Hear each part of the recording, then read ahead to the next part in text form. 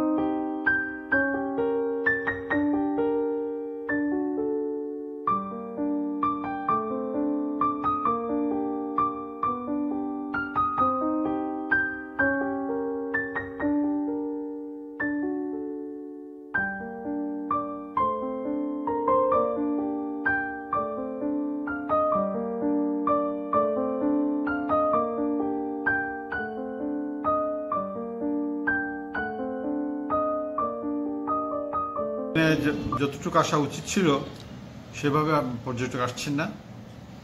এটার হয়তো বিভিন্ন কারণ থাকতে পারে।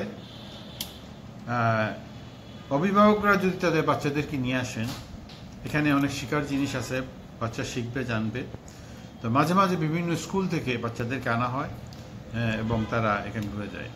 আমরা এখানে সাধারণত পর্যটকদের জন্য 10 টাকার একটা গেট মানি রেখেছি, আর স্কুলের বাচ্চারা যদি তাদের ড্রেস পরে আসে, তাদের ইউনিফর্মটা পরে আসে, তাহলে তাদের কাছে কোনো টাকা গেট মানি রাখা হয় না, ফ্রি। তো এই ব্যবস্থা আমরা রেখেছি। ইদানিং কিছু পর্যটকের সংখ্যা বেড়েছে, আমি আশা করছি অদূর ভবিষ্যতেও আরও পর্যটকের সংখ্যা বাড়বে। সিলেটের জকিগঞ্জে 1836 সালে মানুষ বেচাকেনা হতো। এ কোনো কল্পকাহিনী নয়, বিক্রির দলিল পর্যন্ত আছে। আর এই দলিলটি সংরক্ষিত আছে সিলেটের বাসা সৈনিক মতিন উদ্দিন আহমদ জাদুঘরে। সিলেটের দরগা গেটে কেন্দ্রীয় মুসলিম সাহিত্য সংসদের 5ম তলায় অবস্থিত এ জাদুঘরে রয়েছে এমন আরও অনেক মূল্যবান দলিল, স্মারক ও নিদর্শন। রয়েছে লাখো বছরের পুরনো গাছের জীবাশ্ম পাথর, সোনার জরিখচিত মসলিন শাড়ি, 2 মণ ওজনের হাতির দাঁত, ব্রিটিশ বিরোধী আন্দোলনের মহান সৈনিক সূর্যকুমার সেনকে মাস্টারদা ধরিয়ে দিতে ঘোষিত পুরস্কারের বিজ্ঞাপন সহ অনেক কিছু। এখানে রয়েছে নবাব আলীবর্দী খাঁর আমলের হাতির দাঁতের হাত পাখা, বিভিন্ন দেশের প্রাচীন ব্যাংক নোট, স্বাধীন বাংলাদেশের প্রথম ব্যাংক নোট, শতাধিক বছরের পুরনো দেয়ালঘড়ি, হাতঘড়ি, 1866 সালে জকিগঞ্জ উপজেলার উত্তরকুড়ির জমিদার পত্নী বেগম মুসিম রাজা চৌধুরীর ব্যবহৃত মিনি ড্রেসিং টেবিল, 1300 বছরের পুরনো কালো পাথরের তৈরি তৈজসপত্র। সিলেট নগরীর ভেতরেই এমন একটি সমৃদ্ধ জাদুঘর রয়েছে যার তথ্য অনেকের কাছেই অজানা। জাদুঘরটিতে রয়েছে 13 শতকের কালো পাথরের তৈরি তৈজসপত্র, শিলালিপি, তাম্রলিপি, 1883 সালে হস্তচালিত ছাপার মেশিন, ফার্সি কাবিন, দ্বিতীয় বিশ্বযুদ্ধে ব্যবহৃত রকেট লঞ্চারের ক্যাপসুল সহ বিভিন্ন সরঞ্জাম, জুলিয়াস সিজারের সময়ে মুদ্রাসহ বহু মূল্যবান নিদর্শন।